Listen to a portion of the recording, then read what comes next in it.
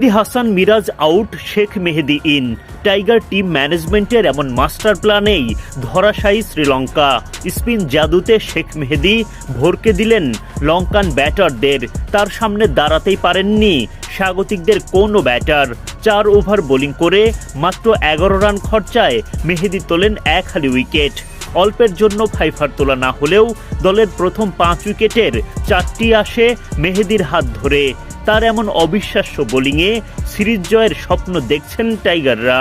Series নির্ধারণী ম্যাচে বাংলাদেশের বিপক্ষে টসে জিতে আগে ব্যাটিংয়ের সিদ্ধান্ত নেয় শ্রীলঙ্কা। বাংলাদেশের হয়ে বোলিংয়ে নেমে প্রথম ওভারেই উইকেট এনে দেন বাঁহাতি পেসার শরীফুল ইসলাম। শরীফুলের বলে ফ্লিক করতে গিয়ে তাওহিদ হৃদয়ের হাতে ধরা পড়েন কুশল মেন্ডিস। 4 বল থেকে 6 রান করে ফিরে যান মেন্ডিস। প্রথম ওভারে 14 রান খরচ হলেও উইকেট শিকার করে ভালো শুরু পায় বাংলাদেশ। পরের ওভারে অলরাউন্ডার শেখ মেহেদীর আঘাত।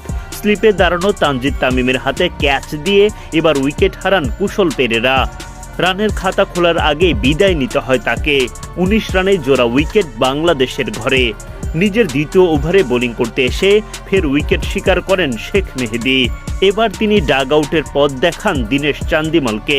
প্রায় 3.5 বছর পর টি-20 খেলতে নামা চান্দিমাল ফিরে যান 5 বল খেলে 4 রান করে। দুর্দান্ত বোলিং করতে থাকা শেখ মেহেদীকে যেন থামাতেই হিমশিম খেল গোটা শ্রীলঙ্কা। মেহেদী নিজের তৃতীয় শিকারে পরিণত করেন চারিথ আসালাঙ্কাকে।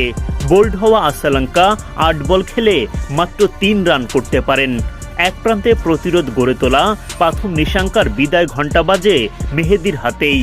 নিজেই ক্যাচ লুফে নিয়ে তিনি ফেরান নিশাঙ্কাকে। মাত্র 66 রানের মধ্যে 5 উইকেট হারায় লঙ্কানরা।